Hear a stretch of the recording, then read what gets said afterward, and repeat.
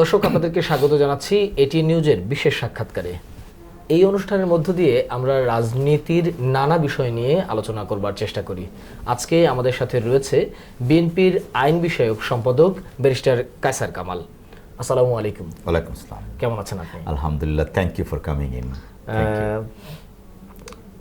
আপনারা এখন একটা মুক্ত একটা আকাশে আছেন, যেখানে কথা বলবার স্বাধীনতা আছে, যেখানে নিজের মত প্রকাশ করবার স্বাধীনতা আছে। এটাই আপনারা গত 15 বছর ধরে চেয়েছিলেন। সাধারণ শিক্ষার্থী, ছাত্র জনতা, সব ধর্ম পেশার মানুষের সম্মিলিত চেষ্টায় এই 15 বছরের স্বৈর শাসন থেকে বাংলাদেশ মুক্ত হয়েছে। এখন আসলে আপনাদের অনুভূতিটা কি? না, অসংখ্য ধন্যবাদ। প্রথমেই আমি বা আমরা এই দ্বিতীয় স্বাধীনতায় যারা আত্মত্যাগ করেছেন সেই সব শহীদদের প্রতি আমরা শ্রদ্ধা জানাচ্ছি, পরিবারের প্রতি সমবেদনা জানাচ্ছি। দেখুন, আসলে তাদের আত্মত্যাগ না হলে আজকে এই যে আপনি যে কথাগুলো বললেন মুক্ত, তো এই মুক্ত বাংলাদেশ দ্বিতীয় স্বাধীনতার স্বাদ পেত না। আর এই জুলাই এবং অগাস্টের 5 তারিখ পর্যন্ত এটা কিন্তু আমাদের যে ছাত্র বৈষম্য বিরোধী ছাত্র নেতৃত্বের মাধ্যমে আমরা দ্বিতীয় স্বাধীনতা পেয়েছি। বাট এটার প্রেক্ষাপটটা কিন্তু রচিত হয়েছে গত 15-16 বছর যাবত। আপনারা জানেন, ফ্যাসিস্ট রেজিম নেতৃত্বদানকারী পলাতক শেখ হাসিনার নেতৃত্বে বাংলাদেশে একটা ভয়ের রাজত্ব কায়েম করা হয়েছিল। গণতন্ত্রহীনতা ছিল।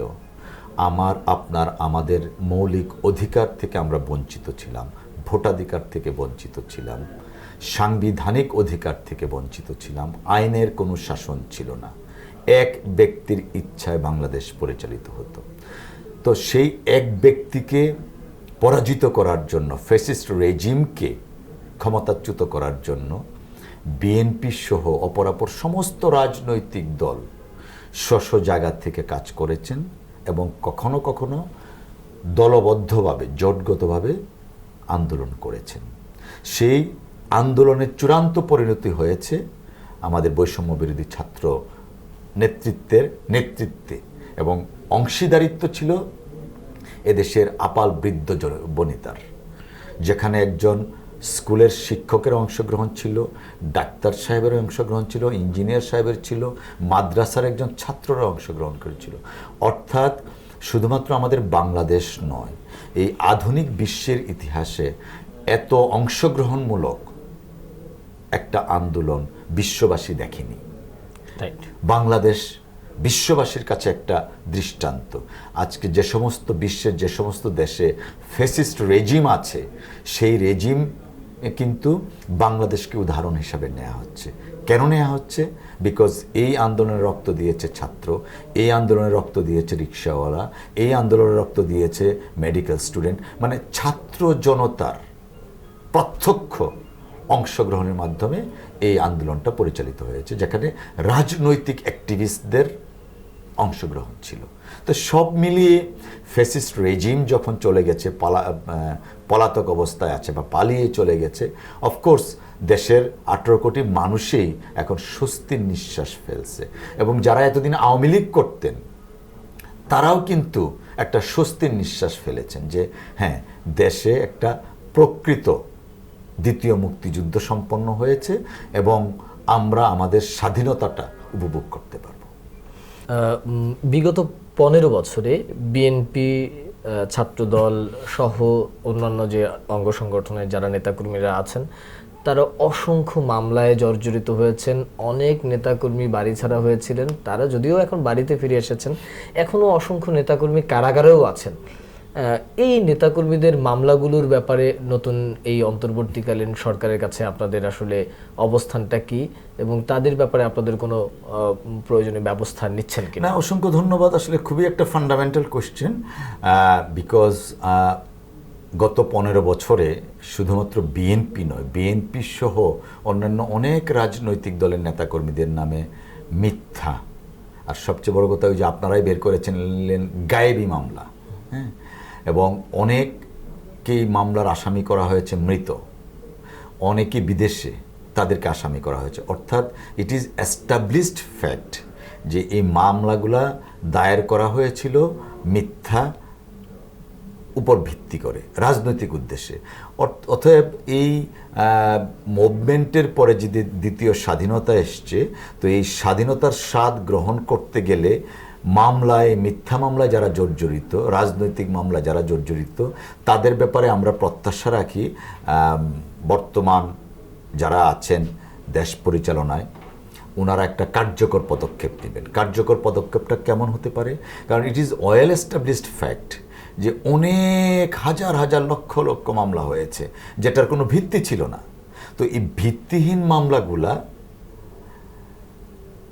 পরিচালনা করা এটা রাষ্ট্রের জন্য একটা বার্ডেন। এই মিথ্যা ফ্যাসিস্ট রেজিমের যে মিথ্যা মামলাগুলা, সেই মামলাগুলা যদি চলমান থাকে তাহলে কিন্তু ফ্যাসিস্ট রেজিমের লেগেসিটাকে চলমান রাখা হলো। অর্থাৎ এটা তো সকলেই সর্বজন স্বীকৃত এবং সর্বজন গৃহীত যে আমাদের বিএনপি নেতাকর্মীদের নামে মামলা দেওয়া হয়েছে, বিএনপি স্ট্যান্ডিং কমিটি মেম্বার বা মহাসচিবের নামে মামলা দেওয়া হয়েছে কি ওই যে সিটি কর্পোরেশনের গাড়ি ভাঙচুর। অনেকেই বিদেশ ছিল, যেমন আমি নিজেও, আমি বিদেশে থাকা অবস্থায় মোট 17টা মামলা 2 দিনে দায়ের করা হয়েছিল।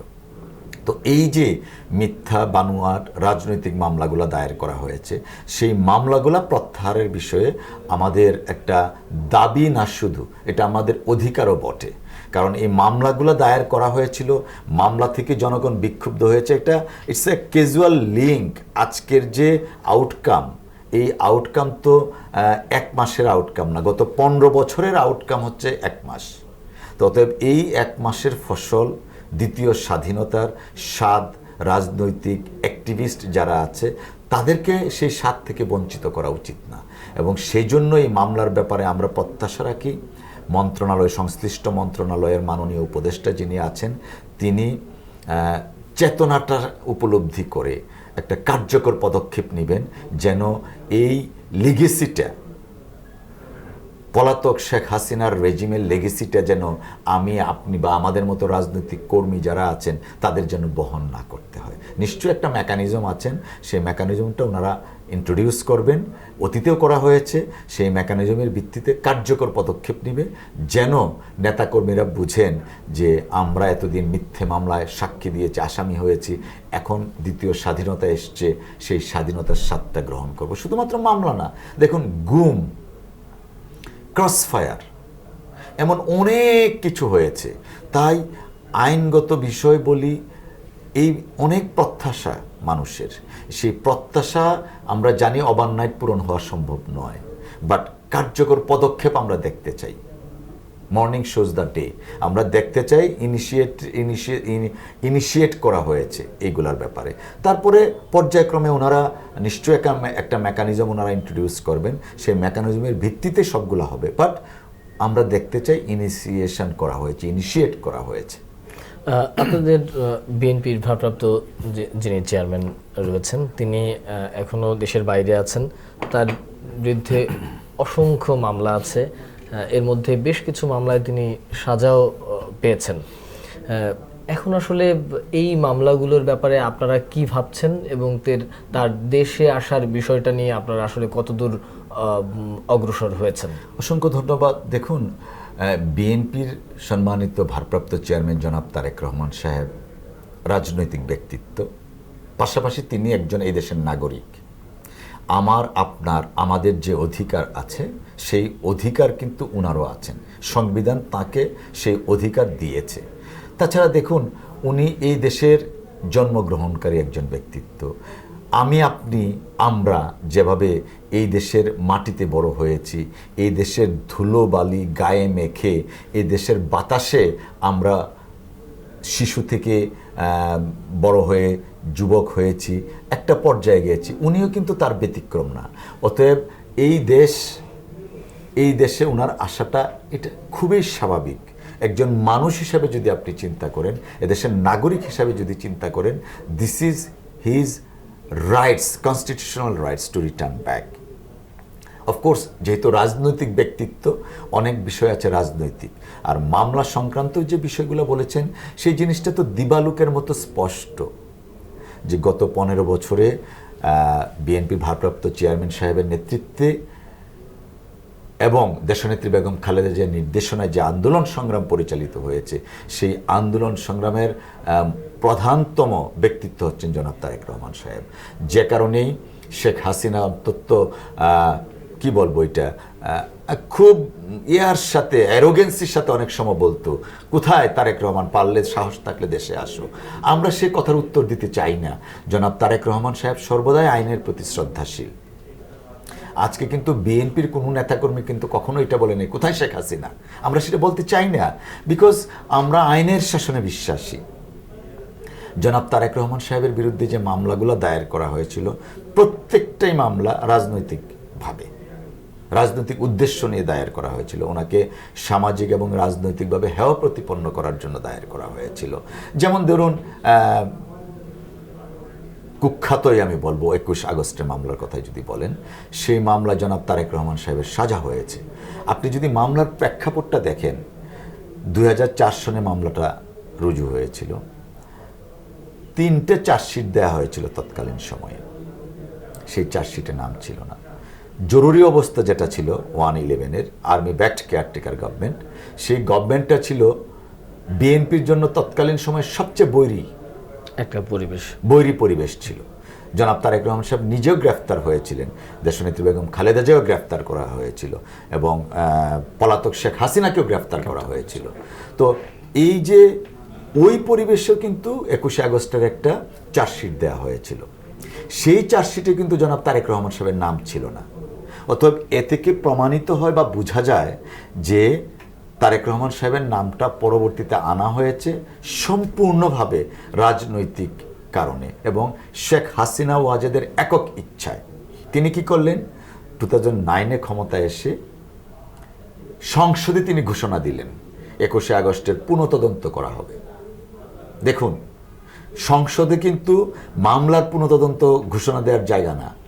তৎকালীন সময়ের আইন প্রতিমন্ত্রী কামরুল ইসলাম প্রকাশ্য জনসভায় বললেন 21 আগস্টের মামলা পুনঃতদন্ত হবে এবং তারেক রহমান সাহেব দোষী সাব্যস্ত হবেন। তখনও কিন্তু কিছুই শুরু হয়নি। তারা তা করলেন, কোর্টের একটা তথাকথিত নির্দেশনা নিয়ে পুনঃতদন্ত করলেন এবং অবসরপ্রাপ্ত একজন রিটায়ার্ড পুলিশ কর্মকর্তা আব্দুল কাহার আকন্দ, যিনি 2024 সনে তথাকথিত সংসদ নির্বাচনে আওয়ামী লীগ থেকে মনোনয়নও পেয়েছিলেন, সেই কাহার আকন্দকে রিটায়ারমেন্টে যাওয়ার পরে ওখান থেকে নিয়ে আসলেন, এনে তদন্তের দায়িত্ব দিলেন। তদন্ত দেওয়ার পরে 5ম চার্জশিট দেয়া হলো, একটা সাপ্লিমেন্টারি চার্জশিট। সেই চার্জশিটে একটা লাইন জনাব তারেক রহমান সাহেবের ব্যাপারে উল্লেখ করা হলো। কি লাইন? যে কি মুফতি হান্নান বা আব্দুল সালাম পিন্টু, বাবর সাহেব সহ তারা মিটিং করছিলেন জনাব তারেক রহমান সাহেবের সাথে, তথাকথিত তাদের ভাষায়, এবং সেই মিটিংয়ে তারেক রহমান সাহেব বলছেন যে পরবর্তী কোনো কার্যক্রম বা পরবর্তীতে এই পিন্টু সাহেব এবং বাবর সাহেবের সাথে যোগাযোগ করবেন। এই একটা লাইন, এই লাইনের কারণে জনাব তারেক রহমান সাহেবকে আসামি করা হলো চার্জশিটের মাধ্যমে। তো মামলা একতরফা চলল।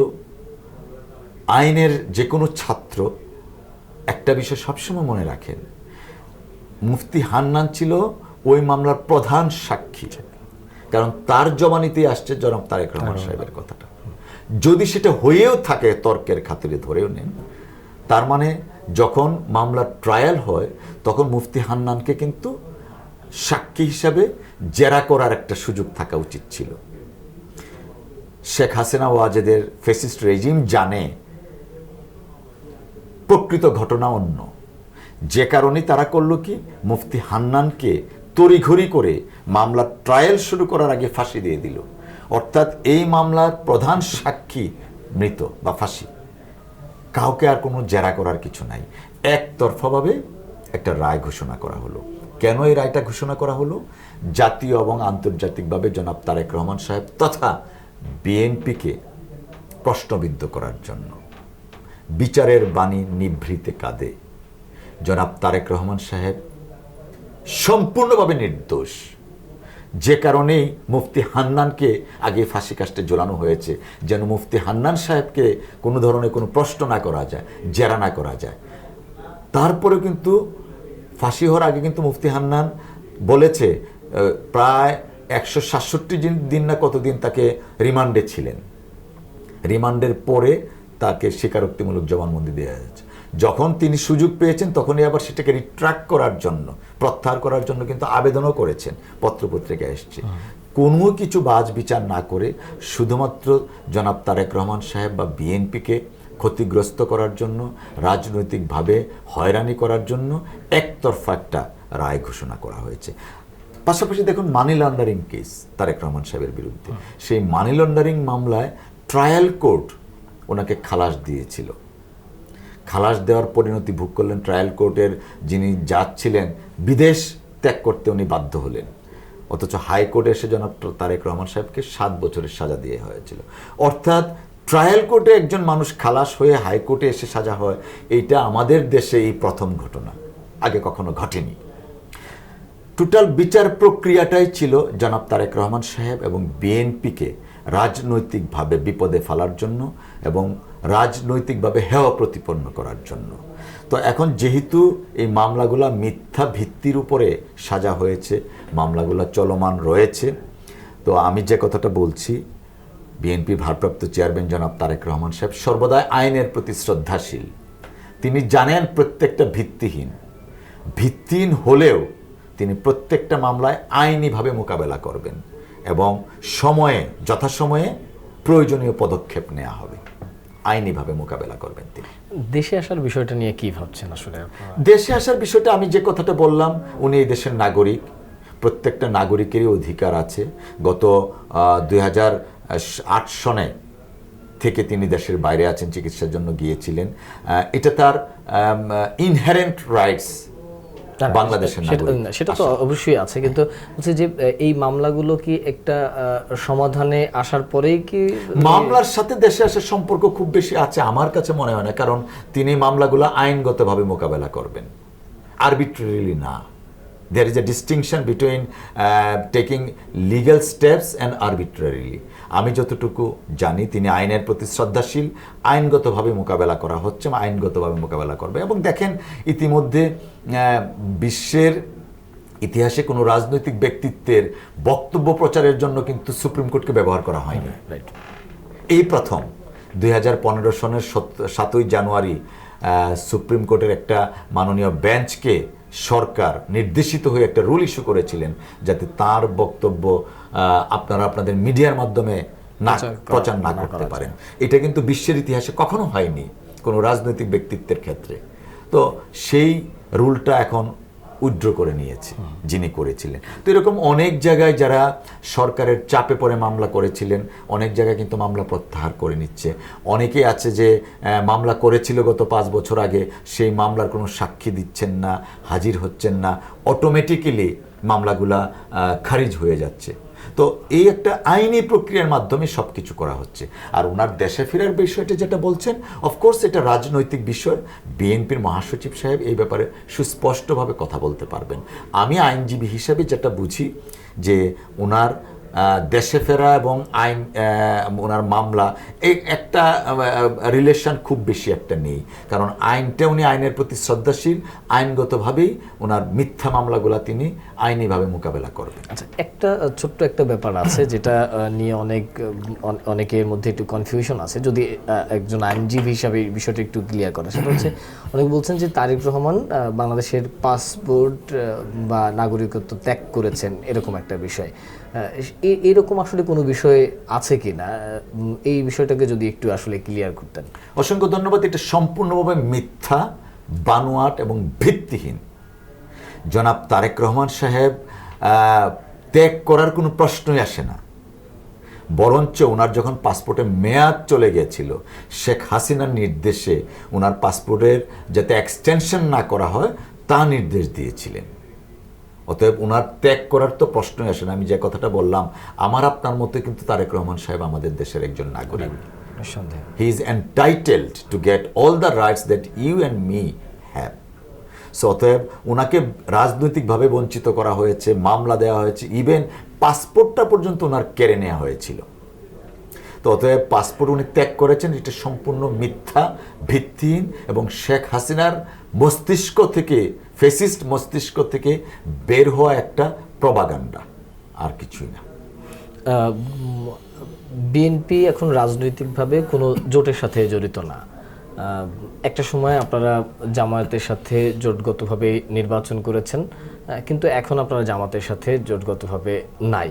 তো সেক্ষেত্রে আসলে আগামী নির্বাচনে জামায়াতের সাথে জোট হয়ে নির্বাচন করার কোনো পরিকল্পনা আছে কিনা, বা অন্য কোনো জোটে যাওয়ার পরিকল্পনা আছে কিনা? দেখুন, এটা খুবই পলিটিক্যাল একটা কোয়েশ্চেন। অফকোর্স আমাদের পার্টির মহাসচিব সাহেব আছেন বা স্ট্যান্ডিং কমিটির মেম্বার আছেন, ওনারা সেটার রাজনৈতিক অ্যান্সারটা দেওয়াটা বাঞ্ছনীয় হবে।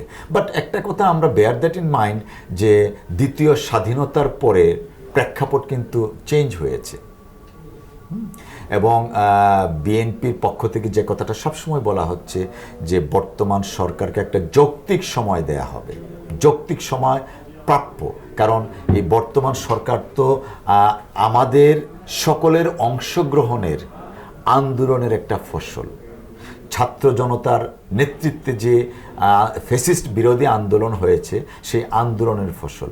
অর্থাৎ আমাদের ফসলকে আমরা কাজ করার সুযোগ দিতে চাই, যে কারণে কিন্তু বিএনপি বলেছেন যে একটা যৌক্তিক সময় দেয়া হবে, এবং যৌক্তিক সময় দেয়া হবে ইটস নট এ প্রিকন্ডিশন, যৌক্তিক সময় দেওয়া উচিত।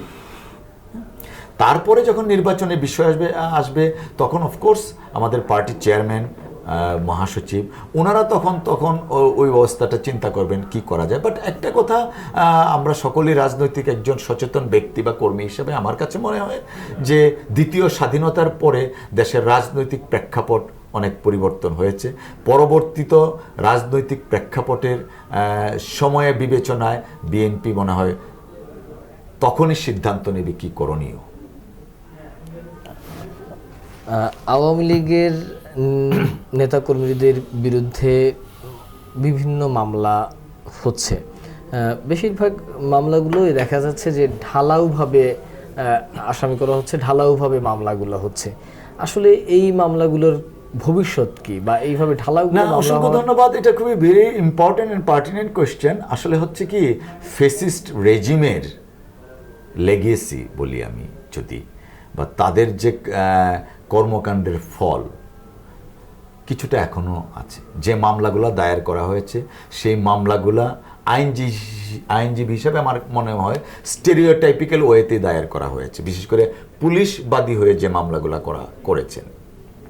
তো আমার মনে হয় যে অনেক মামলাগুলো কিন্তু আবার ইন্টারন্যাশনাল ক্রাইম ট্রাইব্যুনালে হচ্ছে। তো অফকোর্স এটার ব্যাপারে হয়তো প্রসিকিউশন একটা সিদ্ধান্ত নেবেন।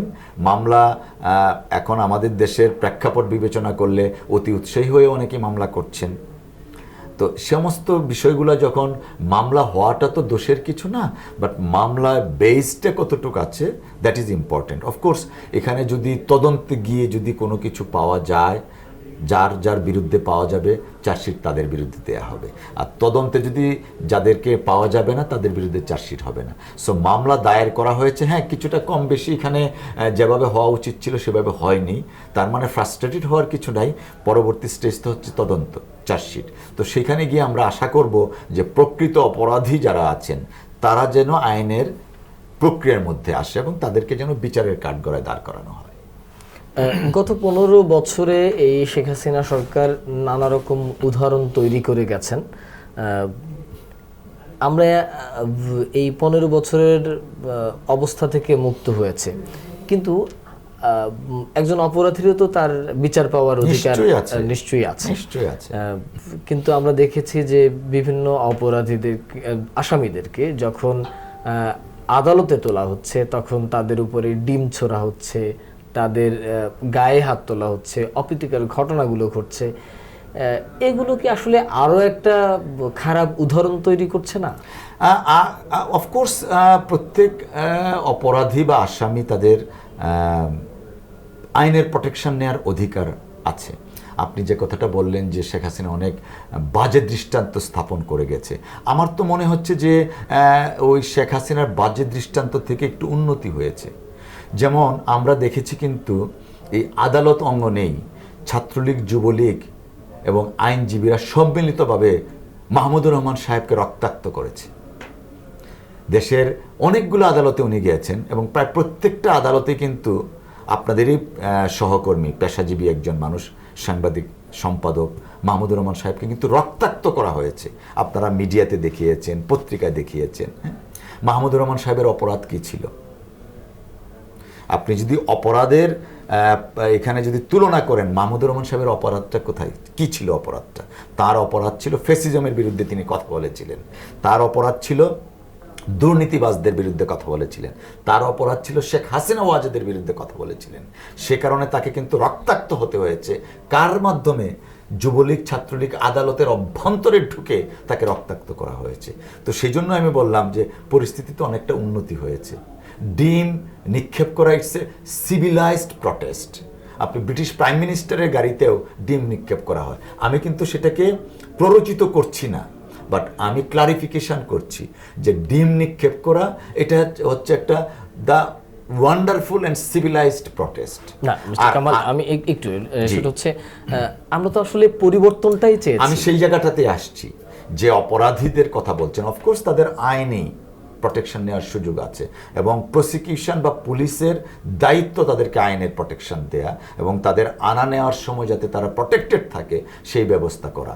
তো যে সমস্ত ডিম ছোড়া হয়েছে, যাদের গাফিলতি আছে, তাদের বিরুদ্ধে যে সমস্ত পুলিশ কর্মকর্তার গাফিলতি আছে, তাদের বিরুদ্ধে আইনানুগ ব্যবস্থা নেওয়া উচিত আমি মনে করি। আর দেখুন, আমরা তো এই দেশেরই মানুষ। যাদেরকে আপনি রেফার করছেন, এই ছাত্র জনতার রক্তের দাগ তো এখনো শুকায়নি। সাইদের বাবার চোখের পানি তো এখনো ঝরছে। পানি লাগবে পানি, এই কথাগুলো তো কানে আমাদের বাজছে। যাদের নেতৃত্বে, যাদের প্রত্যক্ষ অংশগ্রহণে সাইদকে হত্যা করা হয়েছে বা পানি লাগবে পানি, তাদেরকে হত্যা করা হয়েছে, সেই মানুষটা এক সপ্তাহের ব্যবধানে কোর্টে গিয়ে একটা যদি ডিম খায়, ডিমের একটা ঢিল দেয়। আমরা তো এই দেশেরই মানুষ রে ভাই, যারা যখন বলে যে মানুষ মারা যাবে কিন্তু পুলিশের গুলি ফুরাবে না, দায়িত্বশীল জায়গা থেকে এই কথাগুলো মন্ত্রী বাহাদুররা বলেছেন। তারা যখন আদালতে উঠে, কত মানুষ এফেক্টেড, শত শত মানুষকে হত্যা করেছে, শত শত মানুষকে গুলি করেছে, তাদের পরিবার পরিজন কি নাই? তারা নিজেরা দুর্নীতিবাজ। তাদের বিরুদ্ধে কি, এই যে ধরেন দীপুমণির ব্যাপারে আমরা শুনেছি যে ভূমিকে দীপুমণি, ওখানে কি হাজার হাজার মানুষ ক্ষতিগ্রস্ত না? সালমান এফ রহমানের কারণে আমরা অনেক ব্যবসায়ীদের ব্যবসা বন্ধ হয়ে গেছিল, তারা কি ক্ষতিগ্রস্ত না? আনিসুল হক সাহেবের কারণে অনেক মানুষ কোর্টে যেতে পারতো না, তাদের আত্মীয় স্বজন আছে না রে ভাই? আমি তো মনে করি তাদের যে কর্মকাণ্ড, এই কর্মকাণ্ডের তুলনায় প্রতিবাদ কিছুই হয়নি। ডিম একটা সিভিলাইজড প্রটেস্ট। আমি যেটা বললাম, ব্রিটিশ প্রাইম মিনিস্টারও, আমি নিজে চোখে দেখেছি, আমি যখন বিলাতে পড়াশোনা করেছি, টনি ব্লেয়ারকে ডিম মেরেছে, টেলিভিশনে এসছে। এটা তো একটা সিভিলাইজড। তো এই সিভিলাইজড কাজটা যখন করছে, অফকোর্স আমরা এনকারেজ করছি না, আমি আবারও বলছি, we are not encouraging, but এইটা নিয়ে এত হিউ অ্যান্ড ক্রাই করা হচ্ছে। তখন মাহমুদুর রহমান সাহেবকে যখন রক্তাক্ত করা হয়েছিল, তার চোখ দিয়ে যখন রক্ত বেরোচ্ছিল, মাথা ফেটে যখন রক্ত বের করছিল, তখন কতটুকু আমরা প্রটেস্ট করতে পেরেছিলাম। আমি একটা কথা বলি, দেখুন, দেশনেত্রী বেগম খালেদা জিয়াকে তার 40 বছরের ভিটা থেকে এক কাপড়ে বের করে দিয়েছিল হাসিনা।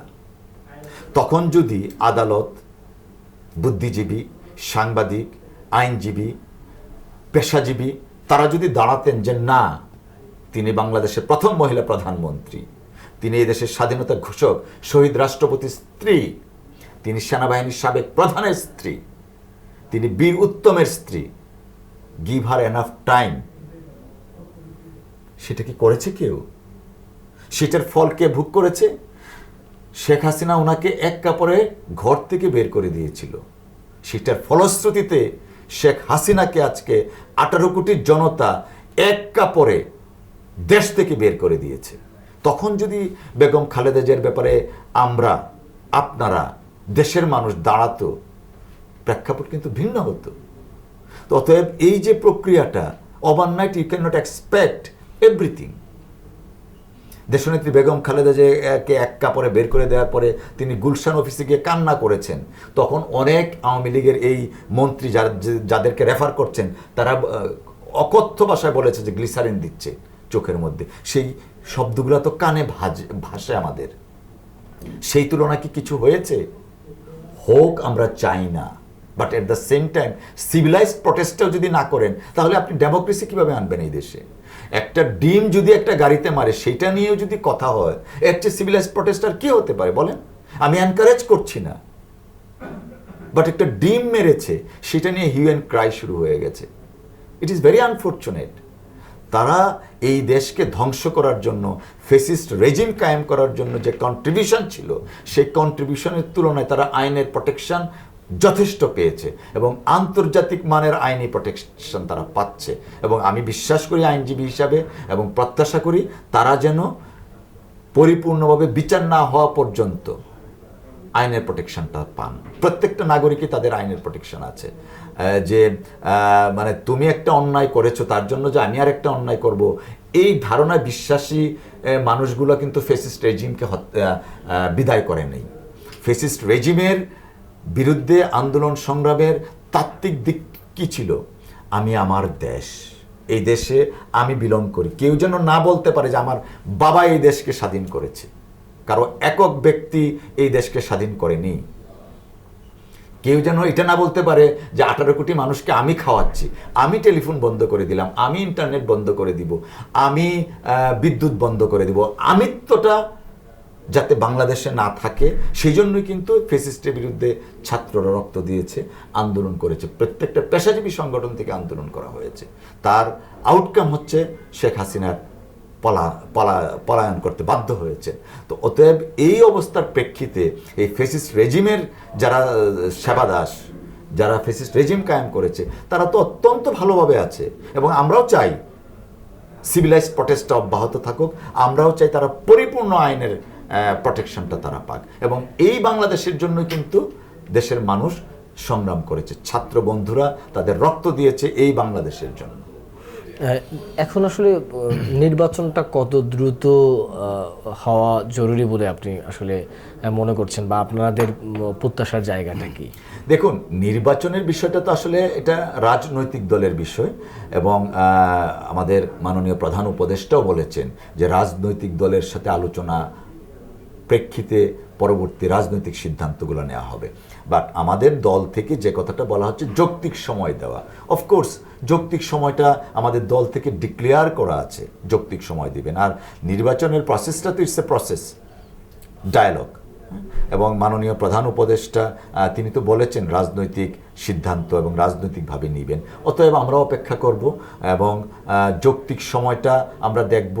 তো অতএব এইটা নিয়ে আমার মনে হয় যে খুব তাড়াহুড়া করার যে আছে সেটা আমি ব্যক্তিগতভাবে মনে করি না। গত 15 বছরে অসংখ্য টাকা বিদেশে পাচার হয়েছে। এখন এই অর্থগুলো ফেরত আনার আসলে আইনগত প্রসেসটা কি, বা কিভাবে এই সরকার এই টাকাগুলোকে বা অর্থগুলোকে ফেরত আনতে পারে? এই অর্থগুলোকে ফেরত আনতে হবে এই কারণে আমার বাবা কৃষক, আমার বন্ধুর বাবা শ্রমিক, মেহনতি মানুষের অর্থ, এবং শেখ হাসিনার নেতৃত্বে এই অর্থ লোপাট করে বিদেশে পাচার করা হয়েছে। এই অর্থ ফেরত আনতেই হবে দেশের স্বার্থে। এবং সেই জন্য আসলে বিভিন্ন মেকানিজম আছে। একটা বিশেষ টাস্কফোর্স গঠন করা যেতে পারে। হ্যাঁ, এটা নিশ্চয়ই আইন মন্ত্রণালয়ের যিনি দায়িত্বপ্রাপ্ত আছেন মাননীয় উপদেষ্টা, অত্যন্ত বিজ্ঞ এবং প্রাজ্ঞ ব্যক্তিত্ব এবং আইনগতভাবে অত্যন্ত প্রাজ্ঞ। নিশ্চয়ই তিনি দেশের মানুষের অনুভূতিকে ধারণ করে এই ব্যাপারে কার্যকর পদক্ষেপ নেবেন, সেটা আমরা সবাই প্রত্যাশা করি। এবং মেকানিজম আছে দেশের অর্থ দেশে ফিরিয়ে আনার জন্য, এবং আনতে হবে। এটা আমাদের দেশের স্বার্থে, আমাদের রক্তের ঋণ পরিশোধ করার জন্য আনতে হবে ফিরে। এই অর্থটা ফিরিয়ে আনার ক্ষেত্রে কি আসলে নির্বাচিত সরকারকে দরকার, নাকি না? দেখুন, এটা নির্বাচিত অনির্বাচিত সরকার না, এটা রাষ্ট্রের অর্থ। সরকার এবং রাষ্ট্র কিন্তু আলাদা জিনিস। সরকারের পরিবর্তন আছে, রাষ্ট্রের কিন্তু পরিবর্তন নাই। তো রাষ্ট্র নিয়ে আমরা কথা বলছি, অতএব রাষ্ট্রীয় ব্যবস্থাপনাই উদ্যোগ শুরু করা যেতে পারে। নির্বাচিত সরকারের সাথে এটার কোনো সংশ্লিষ্টতা নাই। তাছাড়া বর্তমান যে সরকার আছে সেই সরকার তো মানে আমার মনে হয় যে নির্বাচিত সরকারের চেয়েও বেশি জনপ্রিয়, পাওয়ারফুল। না আমি পাওয়ারফুল বলবো না, না নেগেটিভ ওয়ার্ড। না পাওয়ারফুল বলতে, কারণ এই সরকারটা তো ধরেন বিএনপি যখন সরকার গঠন করে এটা বিএনপির সরকার, বিএনপি অন্য অন্য রাজনৈতিক দল থাকে, কিন্তু এরা তো হচ্ছে বিএনপি সব রাজনৈতিক দলের একটা সরকার। সেই জন্যই বললাম যে বেশি জনপ্রিয় এবং বেশি গ্রহণযোগ্য, রাইট, সর্বজন গ্রহণযোগ্য এই সরকার। অতএব রাষ্ট্রীয় টাকা তছরূপ করা হয়েছে, চুরি করা হয়েছে শেখ হাসিনার নেতৃত্বে।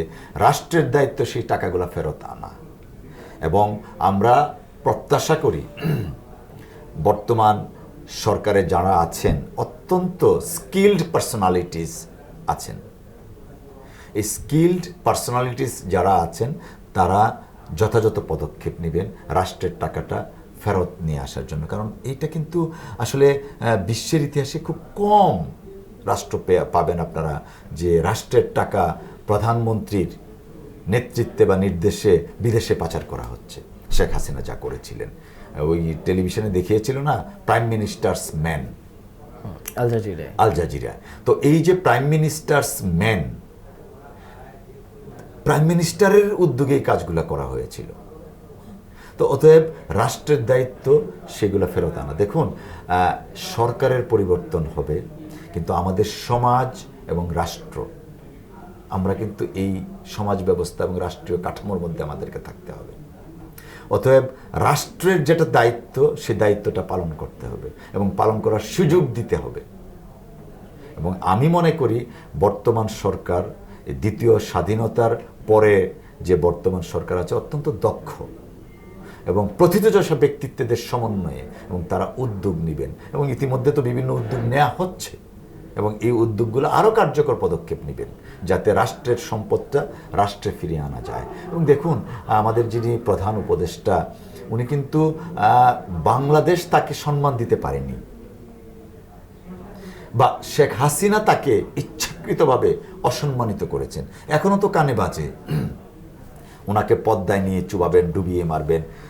ডক্টর ইউনূস সাহেবের কথা বললেন, প্রধান উপদেষ্টা, এবং বেগম খালেদা জিয়ার কথা বলেছিলেন। এবং দুঃখের বিষয় কি জানেন, এই কথা আমাদের রাজবাড়ির এক নারী কর্মী ফেসবুকে লিখেছিলেন, রক্তকন্যা হিসাবে খ্যাত, সে ব্লাড ডোনেশনের কাজ করে। তার বিরুদ্ধে মামলা হয়েছিল এবং রাত 1:30টার সময় তাকে সেই মামলায় গ্রেফতার করেছিল, জামিন পাননি। আমি নিজে এই মামলার আইনজীবী ছিলাম। হাইকোর্টে জামিন পেয়েছিলেন অনেক চেষ্টার পরে, সুপ্রিম কোর্টের তখন আবার তার জামিন আটকে দেওয়া হলো। পরবর্তীতে 6 মাস পরে আমার যতটুকু মনে পড়ে তাকে তখন বলল, আমি মানে সাবমিশন রেখেছিলাম আমরা যে অপরাধটা কোথায়। তো এই যে দেখেন দেশের যে অবস্থাটা ছিল, শেখ হাসিনা ওয়াজেদ প্রফেসর ডক্টর মোহাম্মদ ইউনূস স্যারকে মেরে ফেলবে, বেগম খালেদা জিয়াকে মেরে ফেলবে পানিতে ডুবিয়ে, এই কথাটার প্রতিবাদও না, শুধু লিখেছিল যে এইটা কি বলা সাজে, এই জন্য তাকে জেলে থাকতে হয়েছিল প্রায় 9 মাস। সেই বাংলাদেশ ক্রিয়েট করেছিল শেখ হাসিনা।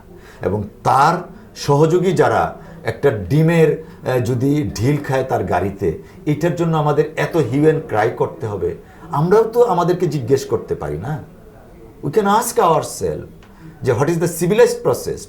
আজকে যারা এগুলা নিয়ে লিখছেন বলছেন, তারাও তো তাদেরকে জিজ্ঞেস করতে পারেন সিভিলাইজড প্রসেসটা কি থাকবে। লেট আস রিডিফাইন, আমাদেরকে রিডিফাইন করতে হবে। সময় এসেছে। আজকে এই ছাত্রদের নেতৃত্বে যে আন্দোলন হয়েছে, প্রত্যেকের বয়স 30-এর নিচে। তো আমাদের সেই পুরনো মস্তিষ্ক, স্টেরিওটাইপিক্যাল মস্তিষ্কের পাশাপাশি নিউ ইনোভেশন যাদের মধ্যে আছে, তাদের সমন্বয় ঘটিয়ে আমরা আমাদের রাষ্ট্রটাকে কেন পরিচালিত করব না? রিডিফাইন করতে হবে আমাদেরকে, এনাক্ট করতে হবে। আবার আমরা আমাদেরকে চিনতে হবে। একটা সিভিলাইজড প্রটেস্টকে যদি ক্রিটিসাইজ করা হয়, শেখ হাসিনা কিন্তু রাজনৈতিক অধিকার দেয়নি দেখেই কিন্তু প্রটেস্ট হয়েছে। যদি অধিকার দিত, প্রেক্ষাপট উড হ্যাভ বিন ডিফারেন্ট। তো এখন আপনি সিভিলাইজড প্রটেস্টটাকে বন্ধ করে ফেলবেন, তার মানে কোনো প্রটেস্ট থাকবে না। তাহলে তো আপনি আবার শেখ হাসিনা রেজিমকে কায়েম করতে চাচ্ছেন। যারা এটাকে নিয়ে কথা বলে তার মানে কি আমি আমার অধিকারটা আদায়ের জন্য আমি দাবি আদায়ের জন্য আমি চাইতে পারবো না, আবার একজন অন্যায় করবে তার প্রটেস্ট আমি করতে পারবো না। সো এই কান্ট্রি তো আমরা চাইনি। আমরা চেয়েছি যে অন্যায় করবে অপরাধীর শাস্তি হোক, আমার প্রাপ্য অধিকারটা আমাকে দেয়া হোক। এ কারণেই আমি বললাম যে রিডিফাইন করতে হবে আমাদেরকে। আমাদের যে স্টেরিওটাইপিক্যাল মস্তিষ্ক বা স্টেরিওটাইপিক্যাল কথাবার্তাগুলোকে আমরা সুচিন্তিতভাবে আবার একটু বলতে হবে যে কোন প্রেক্ষাপটে আমরা এই স্বাধীনতা পেয়েছি, সেই স্বাধীনতার তাত্ত্বিক বিষয়গুলা কি, সেই স্বাধীনতার জন্য যে ছাত্ররা সমন্বয়কের দায়িত্ব পালন করেছেন নিশ্চয়ই they have something their mind. সেই মাইন্ডটাকে আমাদের এক্সপ্লোর করতে হবে, তাদের অংশগ্রহণটা বাড়িয়ে আমাদেরকে একসঙ্গে কাজ করতে হবে।